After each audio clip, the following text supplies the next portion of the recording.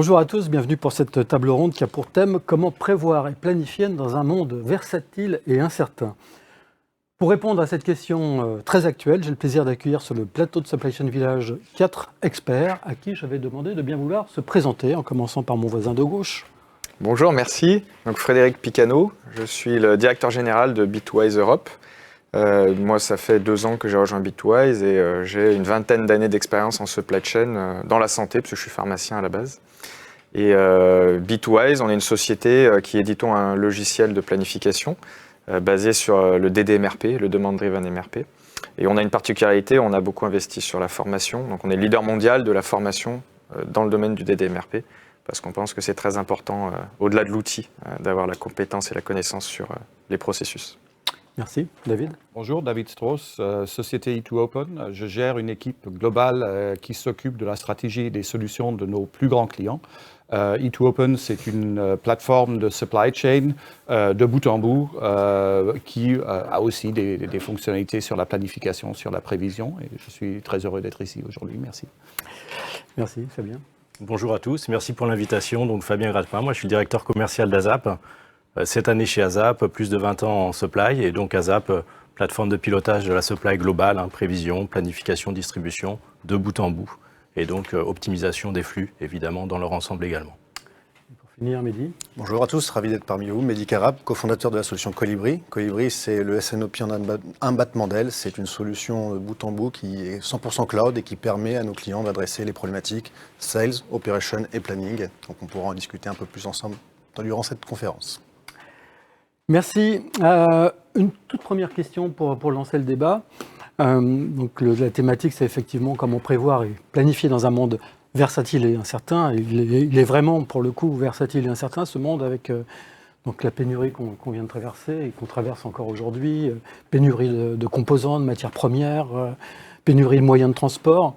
Est-ce que c'est encore raisonnable aujourd'hui de prévoir et de planifier? Est-ce qu'on peut le faire véritablement? Alors je ne sais pas si on peut le faire, je ne sais pas si on peut le faire, vaste des questions, je pense qu'on va tous notre avis là-dessus, mais je pense qu'on doit le faire, en tout cas, essayer de le faire au maximum. Oui. Parce que si on ne le fait pas, je pense qu'on est sûr de ne pas pouvoir, on va se planter. Par contre, si on essaye de le faire, l'idée c'est de le faire de manière collaborative, d'essayer d'avoir des scénarios, de les partager dans l'entreprise pour essayer de mitiger au maximum tous les risques que vous avez mentionnés. Oui. Côté ASAP, effectivement, une réponse qui va dans le sens également de dire on peut le faire, on doit le faire, et on doit le faire peut-être de manière différente et complémentaire. C'est-à-dire qu'on a beaucoup réfléchi, nous, à des moyens complémentaires, tant sur le processus en lui-même que sur l'acquisition de données ou d'informations particulières qui peuvent être intéressantes dans un contexte, effectivement, de ce type-là. Donc tout à fait d'accord avec le discours, il faut le faire, il n'y a pas le choix, c'est raisonnable, c'est nécessaire. Dans le monde E2Open, si vous allez sur Google, vous tapez E2Open et Henkel, il y a un très beau webinaire où Henkel eux-mêmes, dans la pleine crise, c'était avril 2020, avait désactivé les solutions E2Open en disant « Ah, l'intelligence artificielle ne peut pas réagir à cette pénurie. Ouais. » Et après 6 semaines, ils ont rallumé en disant bah, « Tiens, ce système, cet outil est en train de nous sortir des prévisions qui sont nettement meilleures que ce que peuvent faire nos planeurs humains. » Donc de ne pas le faire, c'était vraiment la mauvaise réaction, et ils sont assez honnêtes pour dire qu'ils ont fait une bêtise. Donc on est très reconnaissant là-dessus. Après, moi j'ajouterais juste un bémol, c'est prévoir, oui, mais l'effort pour prévoir précisément devient de plus en plus compliqué, va apporter beaucoup plus de complexité pour un résultat de plus en plus incertain. Oui. Et nous, on prône plutôt la prévision qui est globalement juste, qui sert à se préparer, à anticiper, et plutôt travailler après sur l'agilité de la supply chain pour être plus réactif à des éléments qu'on ne pourra jamais prévoir de toute façon. Parce que prévoir, c'est de toute façon se tromper. C'est se tromper, oui. Disons que le but du jeu, c'est de se tromper le moins possible. En fait, c'est ça. C'est ça, d'avoir une vision globale, de valider des tendances. Et là, je suis d'accord avec le côté collaboratif, se mettre d'accord sur des scénarios, de la stratégie. Mais pas aller essayer d'investir des millions d'euros dans des outils pour planifier à la référence de manière très précise, qui de toute manière sera fausse, et ce qui va créer ce qu'on appelle la nervosité dans les systèmes due à la propagation des besoins et de la variabilité. Alors comment on fait justement pour avoir le juste stock, celui qui fait qu'on va pouvoir répondre à la demande, mais sans pour autant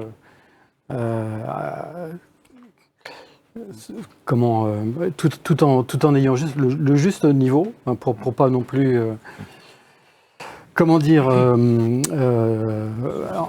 avoir un surstock qui pourrait pénaliser le BFR, et puis en même temps répondre à la demande et obtenir un service client de bon niveau. Comment fait-on? Je pense que ce qui est important dans la pratique, c'est que les niveaux de stock doivent être un outil pour répondre à la stratégie de la société. Ouais. Beaucoup trop souvent, c'est pour répondre aux défaillances qu'il y a dans la supply chain. Donc j'ai un problème de transport, je vais mettre plus de stock. Ça, c'est pas de la stratégie, c'est du sparadrap. Donc de revenir en arrière et voir quel est mon taux de service, quels sont mes buts commerciaux, et de faire du planning de stock là-dessus. Nous, on va travailler sur 2 axes, effectivement, sur le juste stock. C'est effectivement un axe qui est lié. Alors, ça dépend des contextes, hein. On ne travaille pas de la même manière en manufacturing, en industrie et en retail distribution, hein, qui sont quand même 2 marchés côté ASAP très, très complémentaires. Mais globalement, on va beaucoup travailler en amont sur l'incertitude. Donc, l'incertitude prévisionnelle, qui est en fait quelque chose de fondamental dans la solution depuis le début, qui permet de bien viser, en fait, un niveau de stock et notamment, finalement, une prévision maximale. Une prévision, c'est finalement un pari. Le but, c'est d'être le plus proche possible du pari et donc de viser quelque part le plus juste possible en intégrant sur un horizon plus court terme, en fait, des aléas. Et donc, c'est bien le sujet du jour. Et sur les aléas, c'est vrai qu'on a une facette beaucoup plus critique et réactive quand on est dans un environnement, effectivement, où on a une criticité d'approvisionnement au jour le jour, où on a une réaction, effectivement, très, très rapide à avoir dans certains cas. Et là, donc, on adapte, en fait, la règle de gestion, l'outil, pour pouvoir, finalement, travailler sur ces 2 axes, qui sont complémentaires, hein. Donc, c'est un peu comme ça qu'on arrive à réconcilier et viser le plus juste au niveau du stock. Et vous dites quelque chose de tout à fait vrai, c'est-à-dire que pour pouvoir faire ça, on va mesurer l'incertitude en regardant qu'est-ce qu'on avait prévu par rapport à la réalité. Et ça demande déjà d'avoir beaucoup de données, ce qui est quand même complexe à faire quand on est sur des outils comme Excel. Donc, c'est-à-dire je fais de la prévision, je mesure mon écart entre ma prévision et le réalisé, donc je mesure mon erreur sur le passé, et effectivement, je rejoins complètement, intégrer d'autres variables d'aléa pour calculer un stock de sécurité. Donc là, je dirais en substance, il faut calculer le bon stock de sécurité et avec la bonne méthode en fonction du métier de vos clients. Ouais. Après, pour calculer le bon stock, moi je trouve que la méthode des MRP apporte quelque chose de plus, c'est la transparence des paramètres. C'est-à-dire qu'on sait exactement qu'est-ce qui compose votre stock. Il y a 4 ou 5 paramètres assez faciles à comprendre, à maîtriser, à visualiser.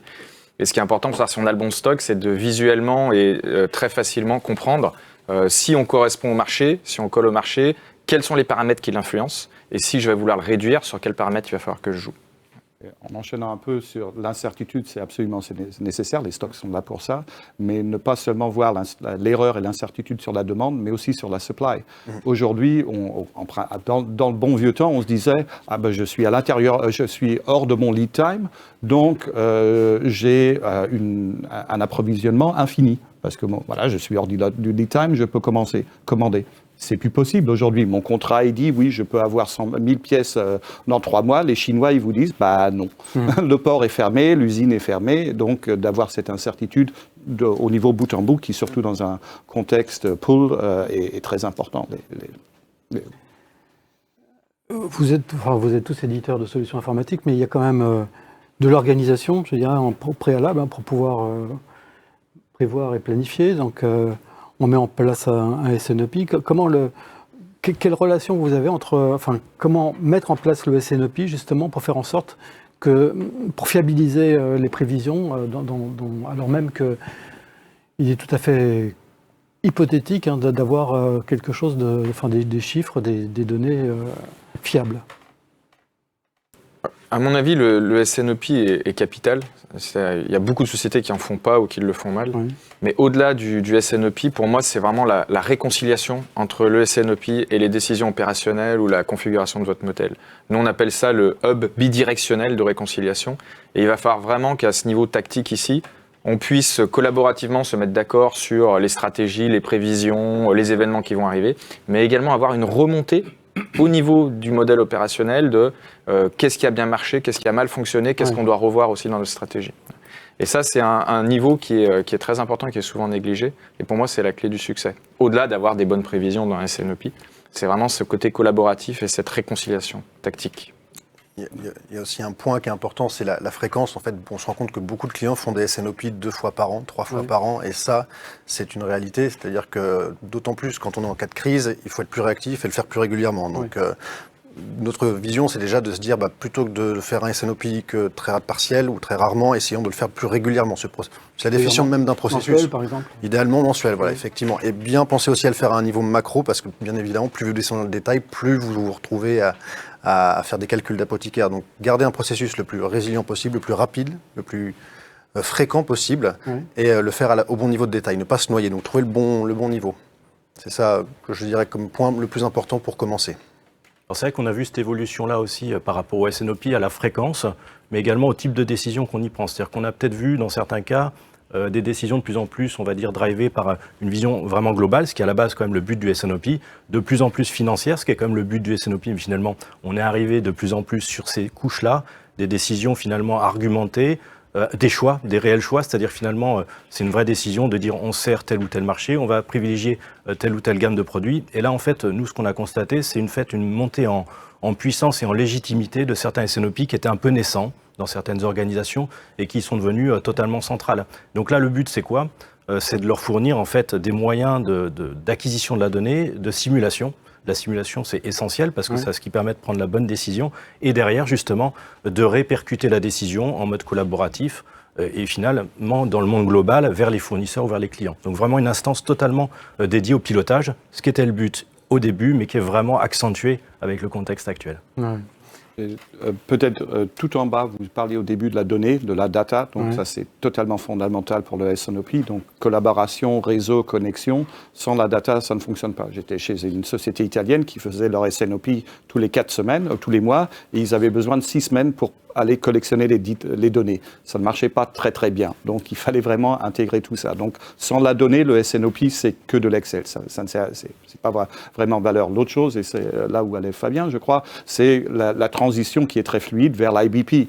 Frédéric avait mentionné descendre ou s'aligner avec l'opérationnel, avec le tactique, mais il faut aussi remonter au stratégique. Qu'est-ce que va dire votre CFO? Injecter donc des données financières, voilà, inviter le directeur financier autour de la table et puis faire en sorte que on réconcilie une vision commerciale à des données financières. Et pas réconcilier, c'est une décision, c'est pas dire le marché il a décidé de ça, la logistique a décidé ça, maintenant la finance veut ça. Si tout le monde est dans le même processus, ça devient une décision qui balance tous les intérêts. Et le rôle du SNOP, c'est aussi de faire des recommandations stratégiques, de recommander d'externaliser, de recommander d'investir, de recommander de changer des politiques d'achat, etc. Pour un impact bien sûr financier ou...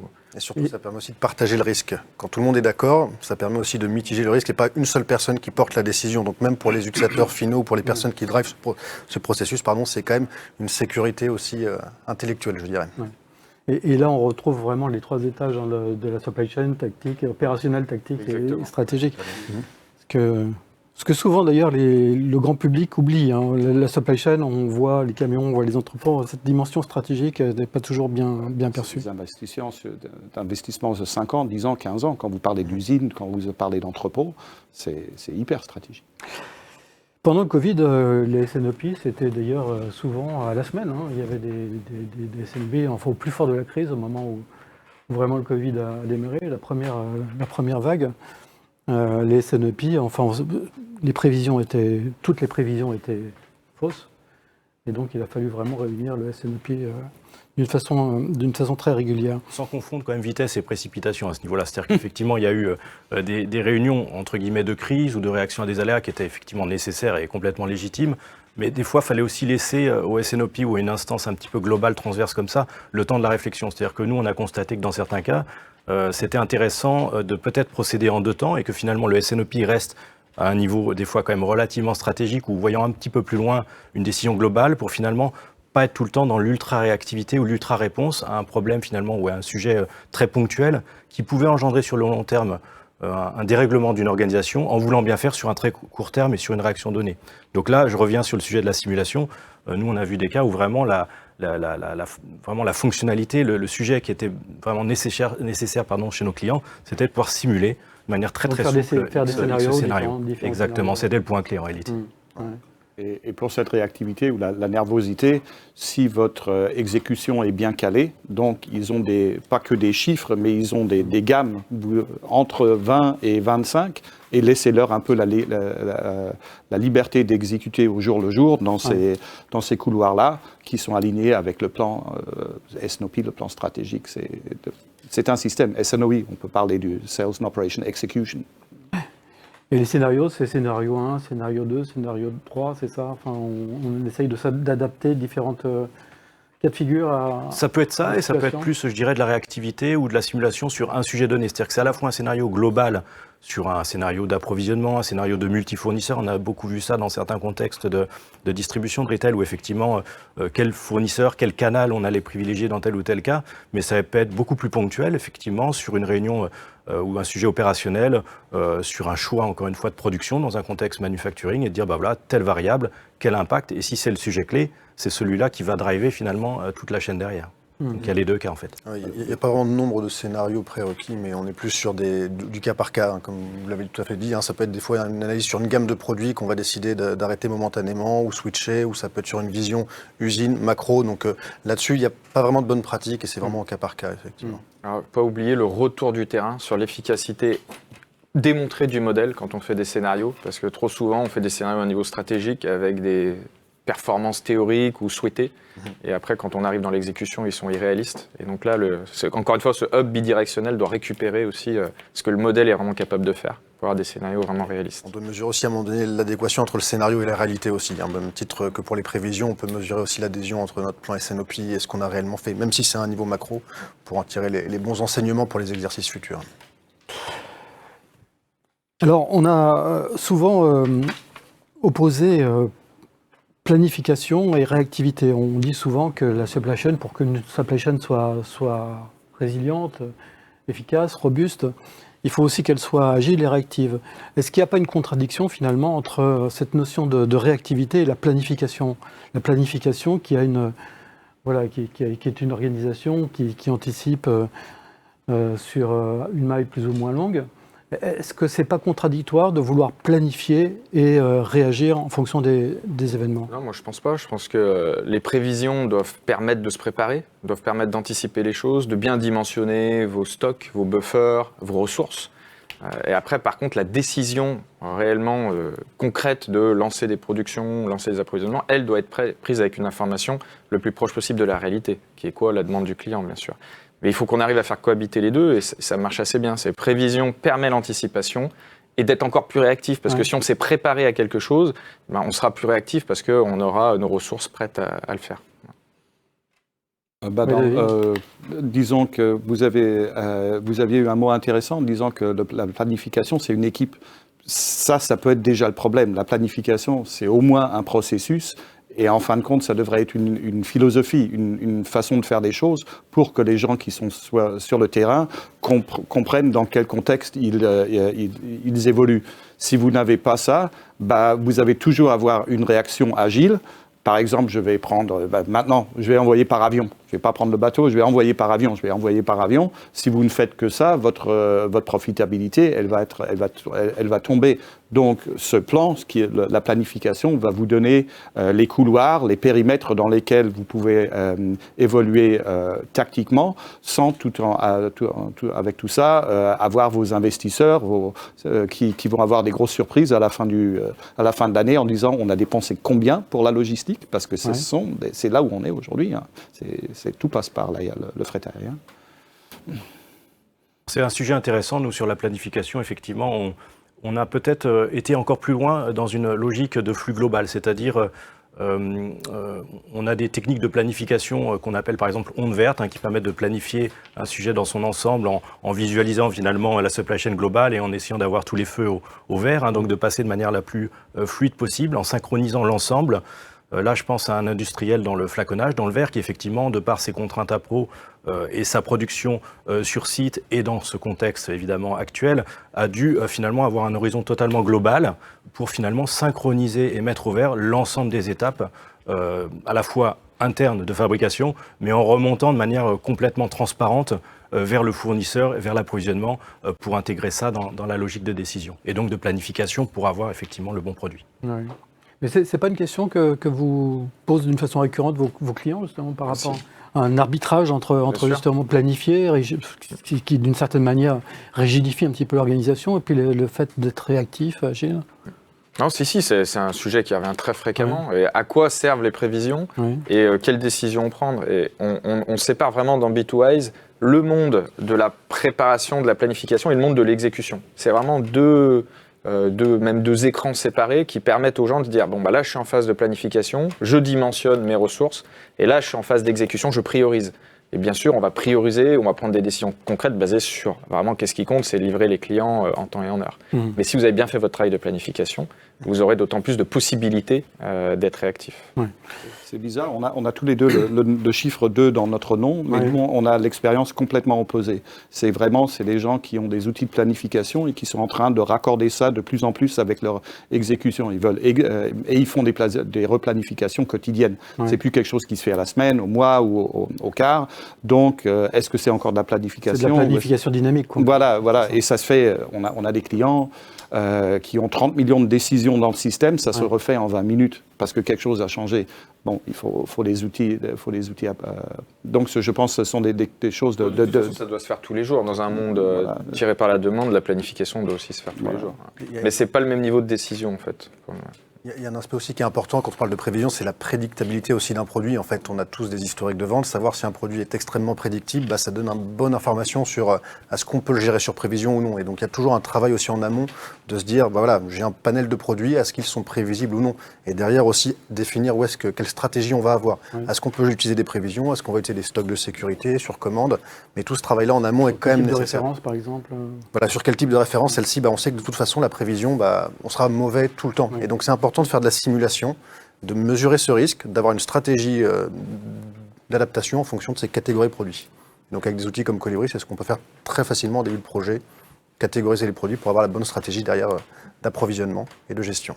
Oui, Fabien. Alors là, c'est vrai que la classification produit, effectivement, la segmentation produit, c'est essentiel. Alors d'autant plus quand on a des gros catalogues de données, quand on est en distribution, retail, négoce avec des énormes catalogues de données, là encore plus du coup lié au contexte. On a vu que ces facultés d'organiser finalement les classes au sens large, mais beaucoup plus finement les comportements d'approvisionnement, et donc de gérer les contraintes d'approvisionnement différemment en fonction des classes produits, c'est complètement essentiel. Donc c'est quasiment le point d'entrée pour un projet avec un énorme référentiel de produits.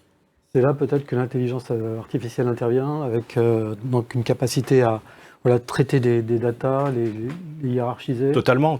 C'est pour nous des moyens complémentaires, c'est-à-dire qu'on a des moyens intrinsèques depuis longtemps dans la plateforme à ce niveau-là, mais l'IA peut nous apporter à la fois des sources de compréhension de la donnée, c'est-à-dire qu'on va restituer la donnée dans un contexte et donc mieux la comprendre, et puis de manière globale des données qui vont alimenter elles-mêmes la donnée, si on peut dire. C'est-à-dire alimenter des données complémentaires pour visualiser le métier et l'impact finalement d'un sujet particulier sur ce produit, sur ce fournisseur, sur ce flux. Donc on va aller piocher en fait de manière finalement big data des choses de manière très ciblée avec l'apport des data scientists, dont précisément le rôle est de comprendre la donnée dans son contexte et donc de trouver les bons imports à ce niveau-là.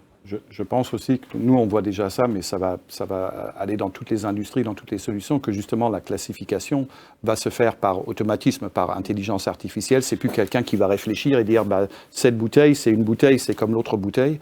Si vous donnez ça à un algorithme, vous avez des résultats qui sont toujours intéressants. Par exemple, très forte corrélation entre les couches bébés et le rouge à lèvres.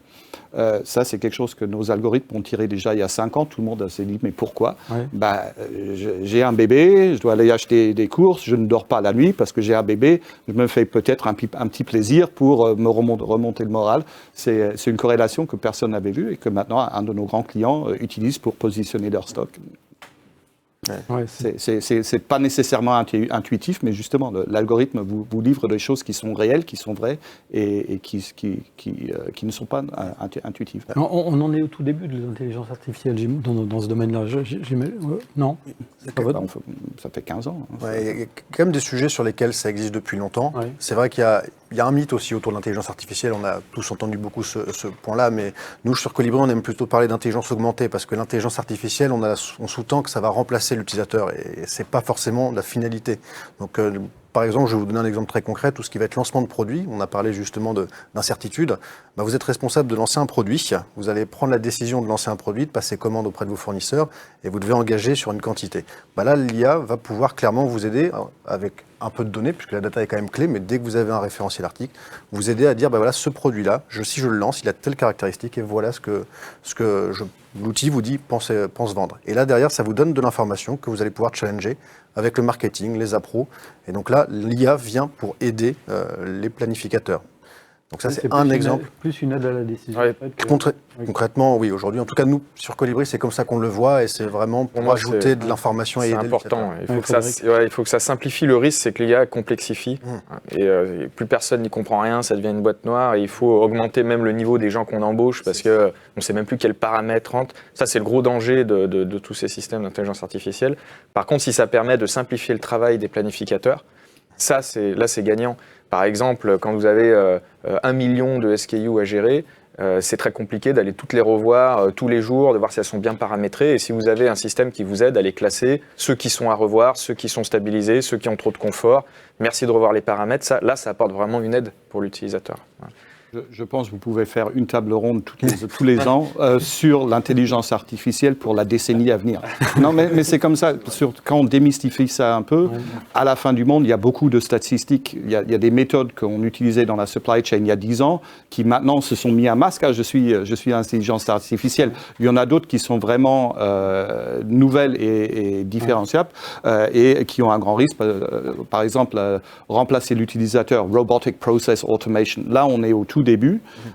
Et jusqu'ici, ça fait 5 ans que j'en entends parler. Je n'ai pas encore vu de grands déploiements, mais ça va venir. Mais le risque est inouï, parce que si vous donnez à une machine le pouvoir de faire une décision, et ce n'est pas la bonne décision, elle va le faire à l'échelle mondiale. Elle va faire 1 million de mauvaises décisions par jour. Donc, il faut y aller très, très, très doucement. Oui, et puis la bonne nouvelle, justement, à ce niveau-là, c'est quand même, il y en a une aussi, c'est qu'il y a des gens qui sont aujourd'hui complètement de plus en plus formés et rodés à ça. Les data scientists complètent, en fait, les équipes traditionnelles de consultants supply qu'on connaissait avant. Et ce rôle complémentaire du data scientist et du consultant, on va dire, traditionnel, dans un certain nombre de projets, va complètement permettre de travailler intelligemment sur ce sujet-là, d'avoir vraiment quelque chose qui est complètement intégré et qui va compléter notre approche traditionnelle quand on en avait une auparavant, effectivement. La maturité, ça prend des années, c'est comme ça, on est dans ce... C'est une vraie complémentarité dans les équipes, c'est d'ailleurs intéressant, c'est des fonctions qui ont évolué et nous-mêmes on a recruté, je pense un peu tous, autour de la table, sans doute dans ces types de profils-là, et c'est vrai que ça apporte beaucoup. Après, l'intelligence métier, pour nous en tout cas, c'est vraiment ce qui reste essentiel avec une approche qui est quasiment du consulting là-dessus. C'est-à-dire qu'on va être moins dans une approche purement technologique, à vouloir aspirer coûte que coûte autant de données que possible, mais plus dans une approche vraiment de ciblage, de compréhension, de prendre le temps, justement. Alors ça va au-delà d'être très agile, très rapide, c'est finalement des fois ça vaut la peine aussi de prendre le temps et de réfléchir un petit peu en amont et donc d'aller piocher la bonne donnée. Voilà. Je vous rappelle que vous pouvez poser toutes les questions qui vous semblent utiles et nos intervenants se feront un plaisir d'y répondre à la fin de la présentation et du débat. Vous avez parlé tout à l'heure d'une supply chain tirée par la demande. Est-ce que le DDMRP, puisque c'est un petit peu de ça dont vous parliez, c'est aujourd'hui la solution justement entre un arbitre, enfin, est-ce que c'est une réponse justement à la nécessité d'être plus réactif et tout en ayant une organisation très planifiée? C'est un peu le propos du DDMRP, c'est de créer une supply chain agile, réactive, en positionnant des points de découplage. Donc les stocks, l'étape numéro 1, c'est où on planifie et où on positionne les points de découplage et les buffers. Est-ce qu'on veut répondre à une demande client? Est-ce qu'on veut protéger des opérations critiques, protéger des approvisionnements? Donc ça, c'est une décision stratégique, c'est l'étape 1. Ça vous permet de créer des petites boucles qui sont très réactives de réponse au marché et d'adaptabilité au marché. Et bien sûr, on utilise les prévisions pour essayer de se projeter, pour essayer de mieux repositionner ou de revoir ses buffers ou ses positions stratégiques. Tout à fait. Yes. Et aujourd'hui, on voit que la plupart de nos clients qui redémarrent après le Covid et qui utilisent le DDMRP nous disent qu'ils redémarrent beaucoup mieux que la concurrence, beaucoup plus vite, de manière beaucoup plus réactive. Donc c'est sûr qu'avec les problèmes de composants électroniques, vous allez avoir des ruptures et tout le monde va souffrir de ces ruptures-là. La question, c'est comment je redémarre après cette crise. Et par exemple, dans la construction, tous ceux qui sont dans le bricolage ou la construction se retrouvent avec plus de 70% de marché. Et donc là, ils sont capables de se remettre en démarrage beaucoup plus vite, de détecter plus rapidement ce que veut le marché et de s'adapter plus vite que la concurrence. Oui. Tout le monde est d'accord avec ça? Quelques réserves. Est-ce que vraiment, imaginez-vous une société qui, en janvier 2020, a dit « Bon, je passe au mode tiré. Ouais. C'est mon mode défaut de tirer. » Et en mars de la même année, le monde s'effondre. Tous les lead times se multiplient par 2, par 3, par 4 ou par l'infini parce qu'il n'y a pas de fourniture. Est-ce que c'est vraiment la bonne solution? Je pense que, et Frédéric l'a bien dit à l'instant, c'est en fonction surtout des industries et des produits. Il y a certaines industries où ça fonctionne bien, il y en a d'autres où avec des lead times de 9 mois ou plus, c'est peut-être pas la bonne solution. Donc c'est adapté. Et il y a des étapes intermédiaires, peut-être justement quand on parle du bricolage, c'est de ne pas faire tout sur la demande, mais de faire peut-être du pack to order. Donc de faire du réemballage. Donc, on a de la matière semi-finie et ensuite, sur demande, demand-driven, sur demande tirée, on va emballer ça en espagnol, en français, en allemand, par exemple. Ça, c'est de la différenciation. Voilà. Et moi, je ne suis pas d'accord avec vous parce que nous, on a aujourd'hui tous les secteurs industriels et aucun des pilotes qu'on a fait dans tous les secteurs industriels, industrie lourde, retail, tout ce que vous voulez, ne s'est arrêté.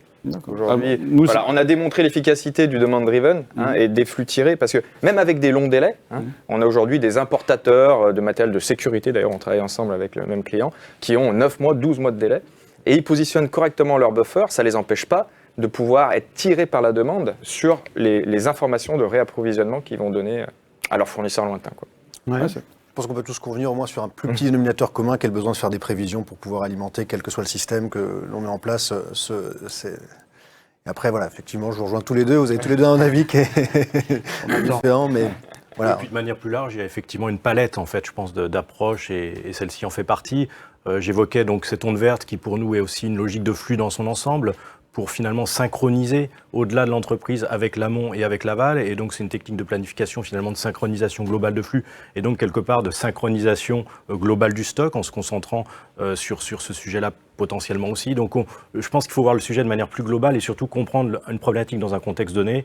Et nos outils peuvent, de manière assez souple, en fait, s'adapter en termes de techniques de planification. Je pense que c'est ça qui est important, c'est surtout de situer le sujet dans un contexte business donné et donc d'apporter la réponse la plus adaptée possible, évidemment. C'est drôle, parce que on sent quand même que le DDMRP ne fait pas encore vraiment consensus. C'est vraiment une philosophie, une approche. Le DDMRP n'a que 10 ans, le MRP en a bientôt 50. Donc voilà. Par contre, c'est vrai que maintenant, ça commence à être un peu popularisé en France notamment. La France, c'est le marché numéro 1 du DDMRP au monde, grâce à des grands groupes qui s'y sont mis et qui ont donné ces lettres de noblesse aux LVMH, par exemple. LVMH, Michelin, Air Liquide, voilà. Et aujourd'hui, je vous dis, dans n'importe quelle industrie, on a démontré que ça pouvait fonctionner. Après, ça nécessite que l'entreprise passe dans ce mode demand-driven. C'est pas juste mettre des buffers, c'est avoir cet état d'esprit aussi de planifier, tiré par la demande, de réactivité. Et c'est de là de venir. Moi, je suis assez neutre. Mon doute vient vraiment, j'en ai vu très très peu. Moi, je regarde sur 1000 entreprises qui ont des chiffres d'affaires du milliard au-delà. J'en ai vu une qui est vraiment passée sur DDMRP à l'échelle de l'entreprise, à l'échelle philosophique que vous décrivez. Je n'ai pas vu les autres. Est-ce que c'est la bonne ou la mauvaise décision? Je ne sais pas, mais je parle de ce que je vois sur le marché. Mais je crois que Mehdi l'a bien dit, il y a toujours de la planification. Et vous êtes d'accord, il doit y avoir de la planification à un moment ou à un autre. Enfin, s'il y a une chose qui fait le consensus, c'est la data. C'est le fait que la data soit vraiment au centre même du process et la capacité à collecter de la data, à la traiter le plus rapidement possible. Vous êtes tous d'accord avec ça? Comment, et donc, la classifier, la segmenter, avoir des comportements différents selon les types de produits, selon les classifications, la compléter, ça rejoint. L'augmentation, c'est très important, elle n'est jamais complète. Identifier quelle est la data pertinente, c'est ça qui est important. Dans toutes ces datas qu'on a, quelle est la data pertinente? Qui le fait ça dans l'organisation? Qui en a la charge de ça c'est un peu les systèmes, on peut dire qu'il y a une personne qui en est en charge. C'est la façon dont vous êtes organisé, dont vous lisez les datas, les systèmes que vous utilisez, qui vont vous aider à identifier la data pertinente et surtout la passer le plus vite possible puisque la loi de Plössl, c'est tous les bénéfices sont liés à la vitesse du flux d'informations et de matière. Il faut que l'information passe le plus vite possible. Oui. Après, je tempérerai aussi effectivement quand on parle de data, c'est vrai que c'est un terme assez vague. Si on prend par exemple un projet prévision, quelles sont les datas pour faire ça? On va parler de choses qui sont assez simples, hiérarchie produit. Ça, cette donnée-là, en général, toutes les entreprises l'ont. Hiérarchie client et historique de vente. Je ne rentre pas dans le débat de ce qu'on appelle un historique de vente parce qu'on pourrait en faire une table ronde. Mais voilà, à minima, c'est ce genre d'informations qu'il faut pour faire des projets, par exemple, prévision. Ouais. Bien sûr, plus vous voulez aller plus loin, plus il faudra de la donnée, niveau de stock, etc. Mais tout ça pour dire que, et ça sera sans doute une de nos questions après, mais c'est quand même accessible à beaucoup d'entreprises très rapidement. On n'est pas obligé d'avoir des données exogènes, des données météo pour pouvoir faire des modèles de prévision simples. Moi, ce que je vois beaucoup, c'est la collaboration. Quand vous travaillez plus ouvertement avec vos fournisseurs, avec vos clients, vos partenaires logistiques, la qualité, l'augmentation de data devient automatique. Parce que si vous avez une erreur de data et vous envoyez ça systématiquement vers l'extérieur, l'extérieur va vous signaliser ça. Si vous êtes dans un monde, ah non, moi c'est mon ERP et ce qu'ils font dehors, c'est pas important pour moi, vous allez avoir des erreurs de données qui vont pas vous être remontées. Donc quand vous devenez partie d'un réseau, quand vous êtes un maillon de la chaîne va vous donner des signaux et va vous améliorer la qualité de vos données. C'est ce qu'on voit tous les jours à des échelles très très importantes.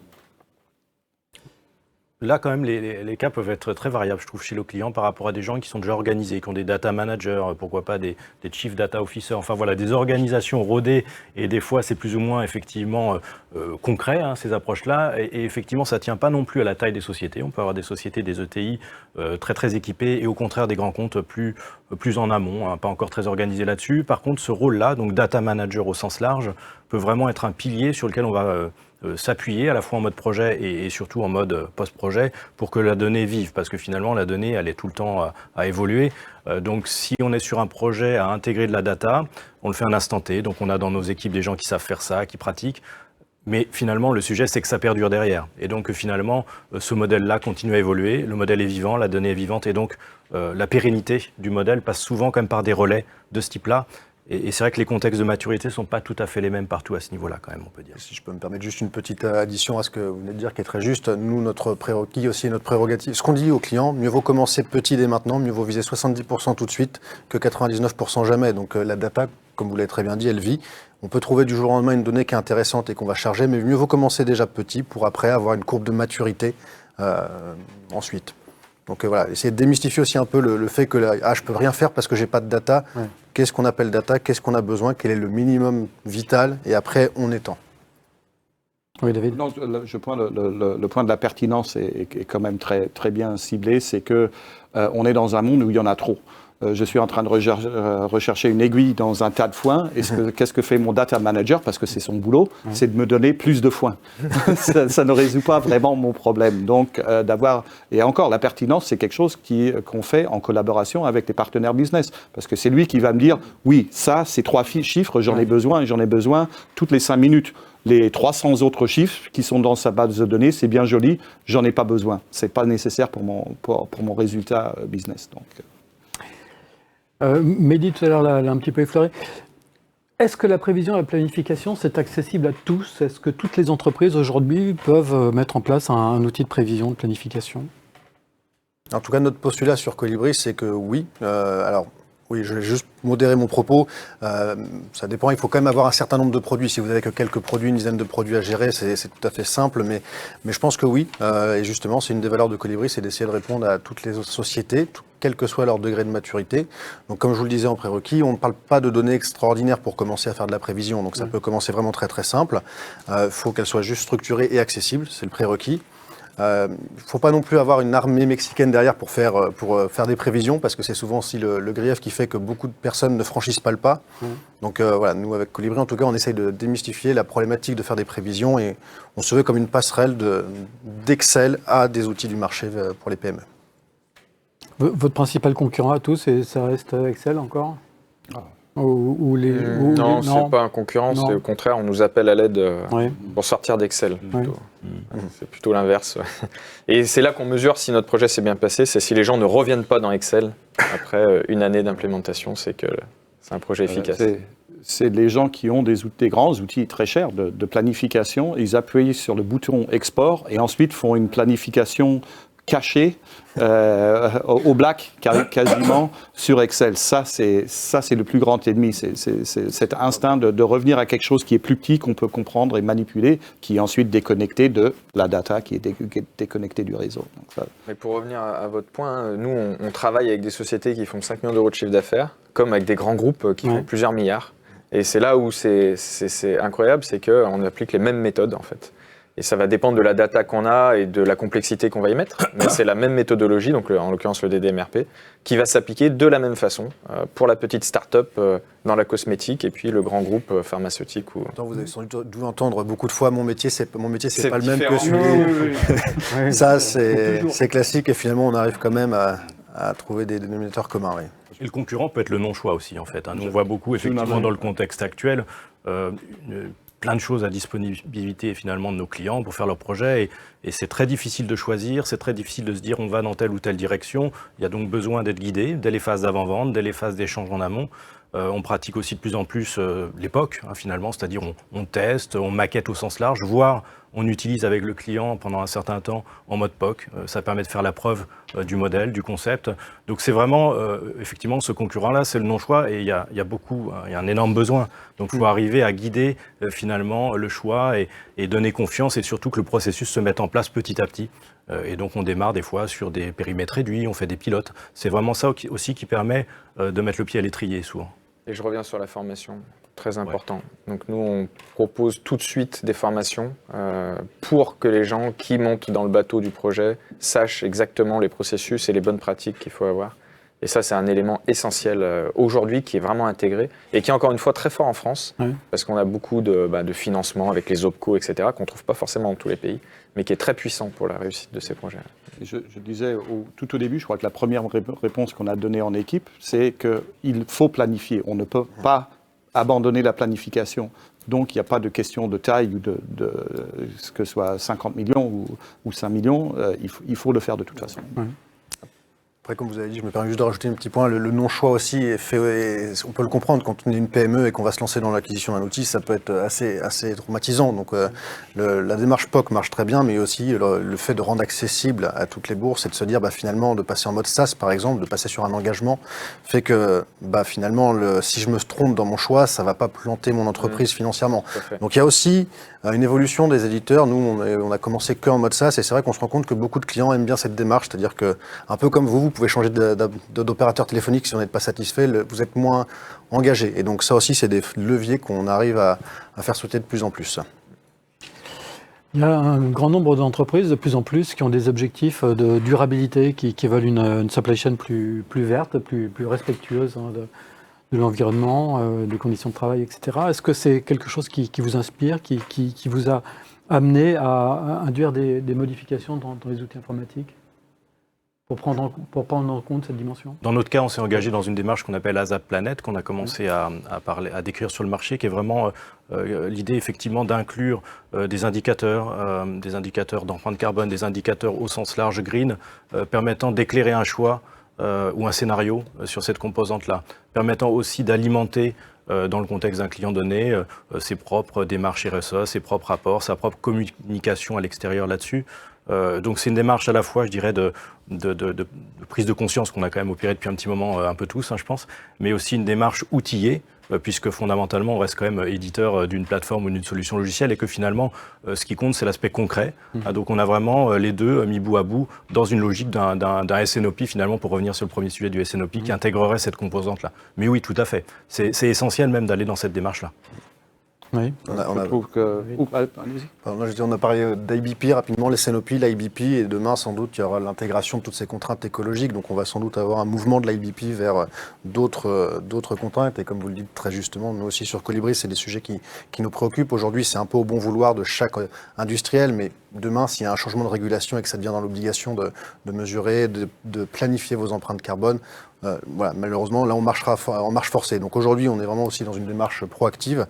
Mais il faut faire attention que demain, les lois n'imposent pas un changement rapide et brusque aux industriels qui n'auraient pas anticipé ça. Nous, ce qu'on voit, c'est que de toute façon, les outils, les méthodes, les algorithmes qui sont dans la planification, elles ont en fin de compte le même but. Avant, c'était un but financier. Je veux réduire mes stocks. Il y a du carbone dans le stock, il y a de l'énergie, il y a de l'eau. Donc, je vais optimiser ça. Je veux aussi réduire mes coûts de transport. Je ne veux pas tout passer par avion. Je veux aller doucement, aussi lentement que possible. Ça aussi, c'est une empreinte carbone.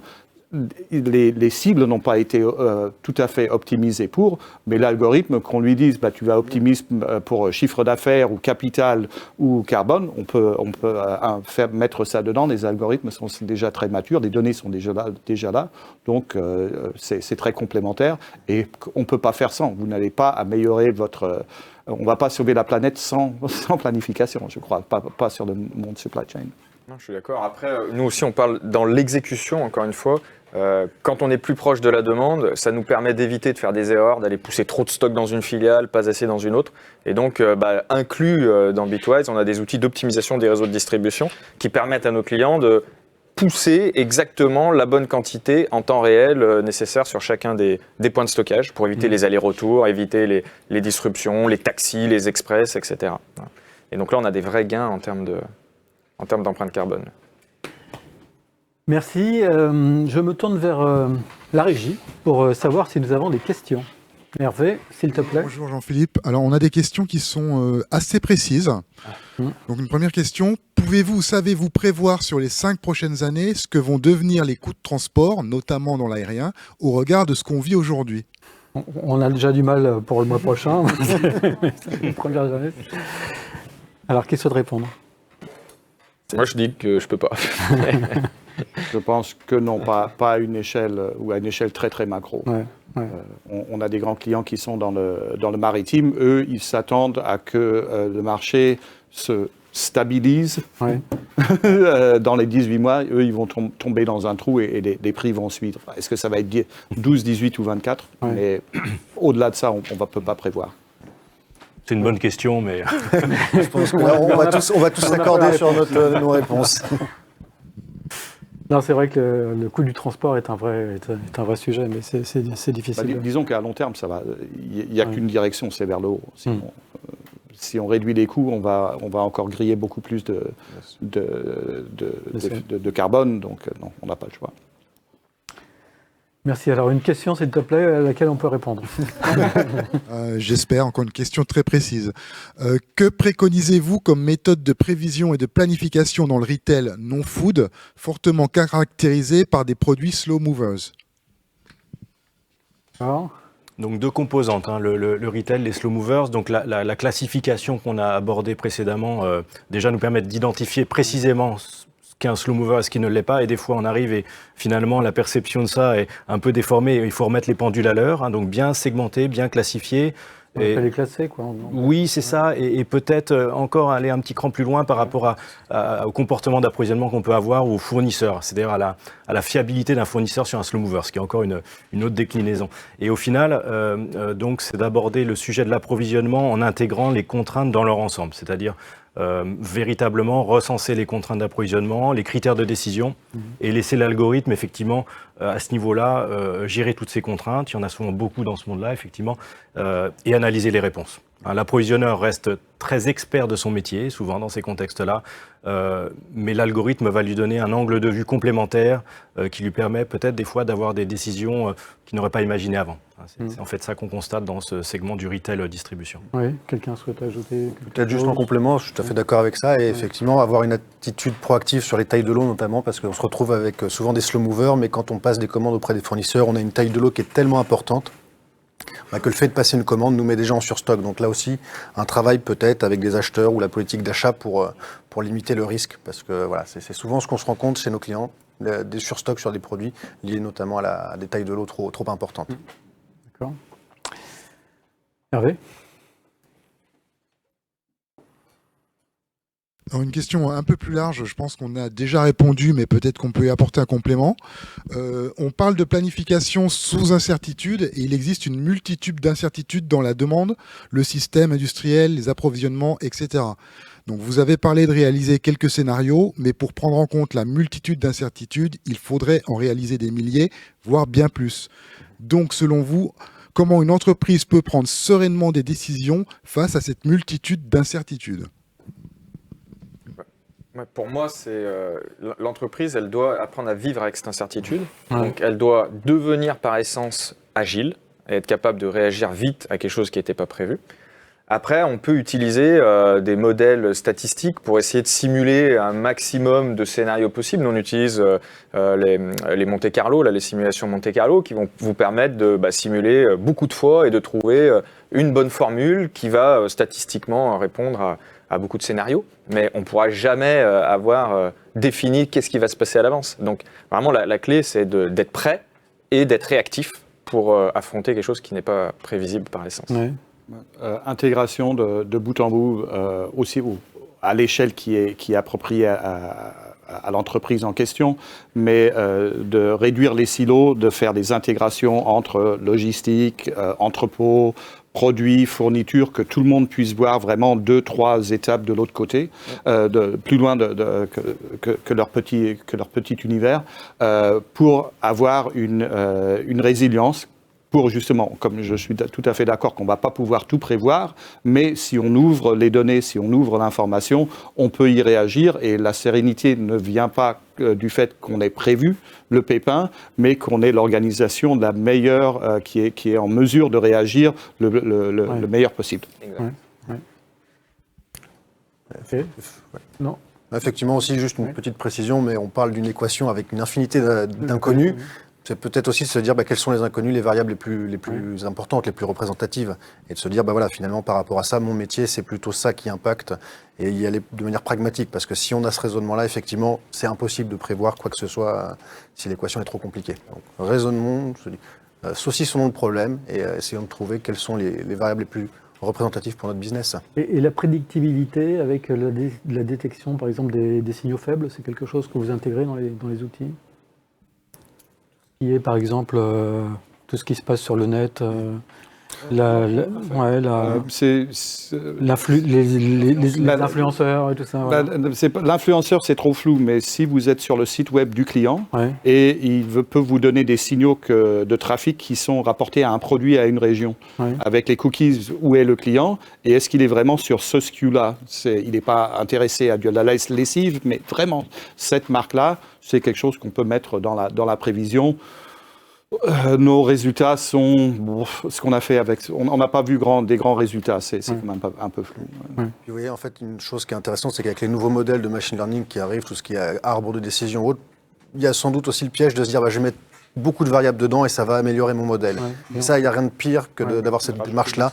Et encore une fois, vous l'avez très bien dit aussi, nous aussi, on a des data scientists qui travaillent, c'est de trouver quelles sont les variables les plus importantes, qu'est-ce qui drive votre business. On entend tous la météo, mais bon, au-delà de 2 semaines, la météo, c'est compliqué, mais trouver les bonnes variables, avoir la donnée, parce que ça, c'est le plus compliqué, avoir la donnée d'un site web, tout le monde n'a pas ça, et après les mettre, travailler sur ces variables-là.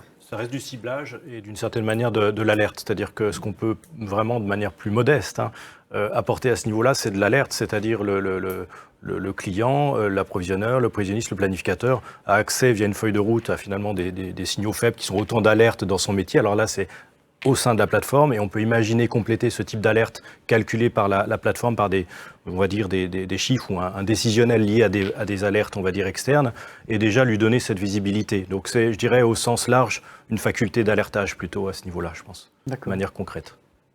D'accord. Hervé ? Qui pilote et arbitre la réconciliation entre l'horizon tactique donné par les prévisions des ventes et les décisions opérationnelles implémentées dans la planification à court terme ? C'est le SNOP, ça ? Oui. Alors nous, on appelle ça le DDSNOP, et c'est une équipe pluridisciplinaire, et c'est vrai qu'il faut trouver un leader de ce groupe-là, qui ait et la compréhension industrielle ou opérationnelle, et la légitimité et la capacité aussi d'aller expliquer les décisions et les recommandations. Donc c'est un poste qui est très important, qui de préférence est dans la supply chain. C'est quoi le profil ? C'est un directeur supply qui est au board. Pas forcément le directeur, mais au moins du moins un ingénieur supply chain capable de naviguer entre le détail et puis la stratégie, et qui peut avoir cette légitimité-là. Le pilote de flux, typiquement. Le pilote de flux, tout à fait. Ça revient à un point qu'on n'a peut-être pas abordé aujourd'hui, parce que toutes les choses dont on parle, il y a une certaine transformation. Et ce n'est pas la technique, ce n'est pas le soft, ce n'est pas le processus qui va être le problème, ça va être les êtres humains. Donc vraiment, vous l'aviez dit plusieurs fois, mais c'est cette transformation. Je suis là, est-ce que j'ai un leader qui m'explique tout ça, qui transmet l'enthousiasme et la décision stratégique de la société? Tout le monde va dans cette décision. Sinon, vous avez un leader qui va et tout le monde se met en arrière et ne bouge pas. C'est ce qu'on voit. Et voilà, il y a sans doute plus de projets de transformation digitale qui tombent dans le panneau à cause des êtres humains qu'à cause du digital et des machines. Nous, là-dessus, on pense à un projet, on va dire, sur un flux, effectivement, pilote de flux dans un contexte de distribution produits bio qu'on a beaucoup pratiqué dernièrement chez ASAP. Et c'est vrai que la raison d'être, finalement, et la grosse valeur du pilote de flux par rapport au projet, ça a été effectivement d'être la personne qui allait être au croisement de tous ces choix ou de toutes ces alternatives dans une filière très pénurique, structurellement, les produits bio, et dans une filière aussi qui se structure, qui est en grande évolution. Et donc là, le pilote de flux a pleinement ce rôle et cette faculté que vous évoquez, d'être la bonne personne qui éventuellement peut remonter également vers directeur supply ou une instance encore plus générale de prise de décision, mais un rôle véritablement clé par rapport au pilote de flux. Je vais vous poser une dernière question qui n'était pas prévue. Quand on est un utilisateur, on se trouve face à un panel d'acteurs, de la prévision, de la planification, on ne sait pas véritablement vers qui se tourner. Est-ce que vous pourriez dire en quelques secondes, en quelques minutes, qu'est-ce qui vous distingue les uns des autres? Quel est le point fort de votre solution? Qu'est-ce que vous mettez en avant pour convaincre votre client? D'accord. Oui. Question vaste. Nous, Bitwise, déjà, on n'est pas un outil de prévision. On se veut être un outil de supply chain end-to-end. Donc, on peut gérer toute la supply chain depuis la pro des matières premières jusqu'à la livraison du produit fini et la partie prévision, bien sûr. Et nous, ce qu'on dit, c'est qu'on aide nos clients à synchroniser la supply chain avec leur marché. C'est vraiment ça aujourd'hui le mot, c'est comment synchroniser la supply chain avec le marché pour que le flux s'écoule de manière plus rapide possible et qu'on maximise le chiffre d'affaires. Dans une approche des DMRP. Dans une approche, bien sûr, des DMRP. D'accord. David? Donc, E2Open, open, c'est l'anglais pour ouvert. Donc, nous sommes une plateforme ouverte. On travaille très bien avec des autres outils qui sont déjà en place chez le client ou chez leur prestataire. Donc ça, cette notion de plateforme, c'est pas une suite où il faut tout acheter. J'ai ce que j'ai et j'augmente ce que j'ai.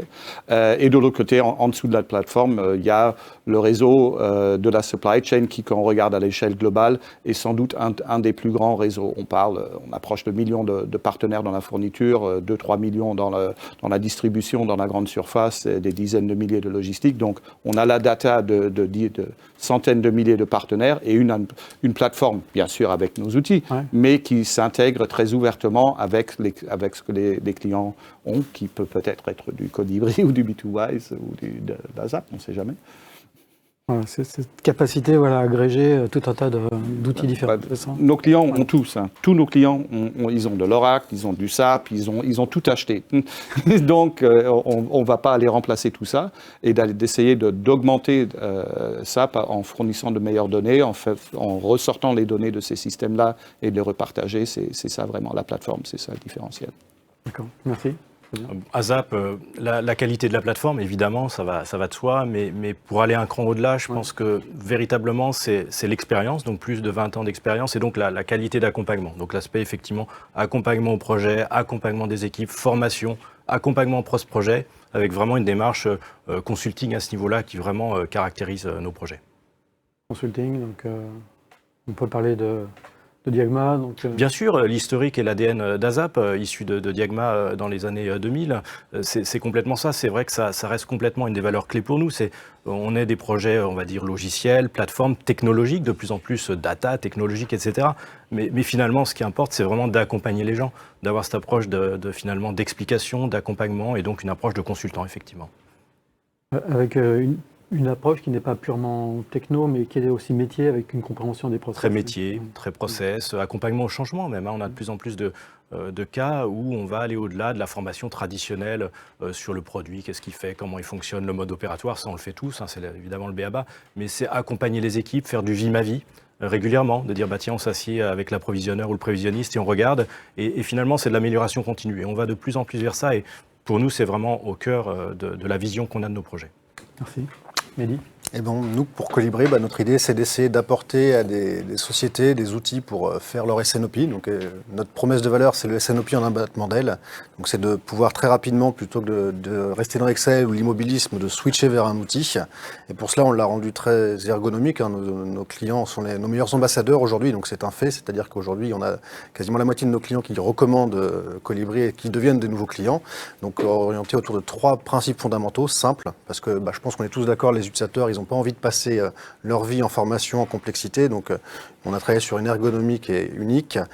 Smart, il faut apporter de la valeur ajoutée à l'utilisateur, lui faire gagner du temps, travailler par exception, être plus efficace, maîtriser son risque.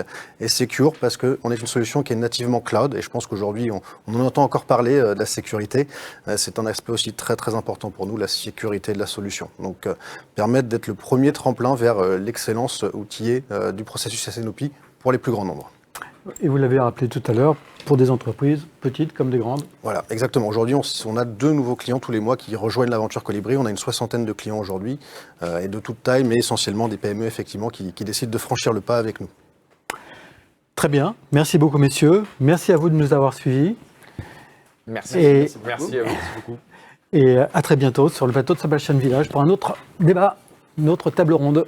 À très bientôt. Au revoir.